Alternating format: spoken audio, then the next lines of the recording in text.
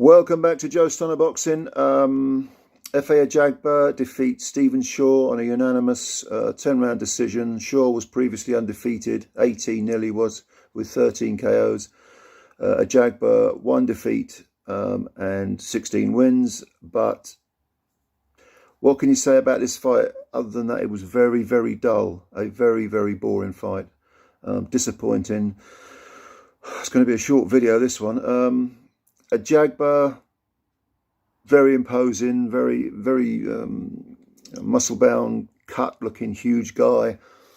Shaw, smaller man. If you look at Shaw's record, his previous fight was against Rydell Booker. He won a unanimous 8-round decision. Booker, of course, was a former, was he a super middleweight or a light heavyweight or something like that? Moved up to heavyweight. He's just collecting paychecks. The only other fighter whose name I recognised on Shaw's record was Joey Daweko, who Shaw stopped in 8 rounds. Yeah, I mean, Shaw was undefeated, but he was untested, and he just didn't step up to the plate in this fight. Now, as a smaller man, I mean, he's 6'4", so he's not small, but Ajagba 6'6", and as I say, a very imposing looking figure. Shaw promised that he would be too fast, would jump in with, speedy combinations or maybe individual punches, that he would counterpunch Ajagba. And I think Shaw seemed to be expecting Ajagba to come and take it to him, to try and knock him out, to try and, live up to his name as a knockout artist. This didn't happen. What Ajagba did was he just stayed behind the jab and literally won the fight on the jab. I mean, Ajagba, he stands bolt upright. He's not the fastest of guys. It's not that he doesn't have any skills. He's quite slow. Doesn't really move his head much. Not much upper body movement.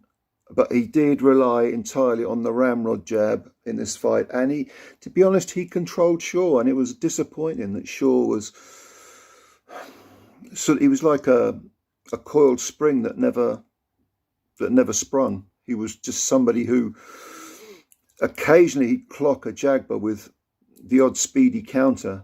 But they just weren't anywhere near enough of them. And he just allowed Ajagba to constantly pop the big jab, the big orthodox jab. It was, I'm yawning now because just thinking about it, but it was a very dull spectacle. And Ajagba at 28, he's just not showing us anything that suggests he could take on the elite guys and become heavyweight champ. It was almost a case of one guy was trying, which was Ajagba, and the other guy wasn't trying hard enough. The other guy was just, almost waiting for Ajagba to do something and then hoping to counter. Well, Ajagba wasn't doing much at all. He was just staying behind the jab and winning the rounds on the jab. So it was therefore up to Shaw to try and be proactive and change his tactics. Think, okay, well, maybe the counter-punching game isn't going to work here. I'm going to have to be first. I'm going to have to be firing the punches first. I'm going to have to be the guy who's instigating the exchanges. Shaw didn't do that. He just waited and waited. And yes, he threw, the odd punch here and there. And he was pinching some rounds on, maybe a little bit of, he had a little bit of ambition perhaps in some of the rounds. He was the guy who was instigating exchanges in a couple of the rounds. I'm doing this on memory, but to be honest, the whole thing was one gigantic round, because all the rounds are pretty much the same. Very disappointing in all round. I mean, Ajagba, renowned as a banger, probably was trying to box. He thought, no, I'm going to box this guy. Well, okay, fair enough, but it wasn't a very good spectacle. And Shaw, the guy who promised to, be too fast, too slick, and have too high a ring IQ for Ajagba, he didn't do anything. He didn't do anything really. So Yeah, I'm struggling to think of things to say about this fight because it's very dull. All judges, all three judges, I believe, had it 96-94, which I thought was slightly closer than I thought it was. I thought Ajagba won more. I didn't really, I sort of gave up scoring halfway through because it was so boring. But I imagine that had I continued, I'd have had it sort of 97-93, something like that. But it wasn't an interesting fight. It really wasn't. And Ajagba doesn't hint that he can take on elite fighters. I mean, Usyk would just toy with this guy. Fury would just beat the hell out of him.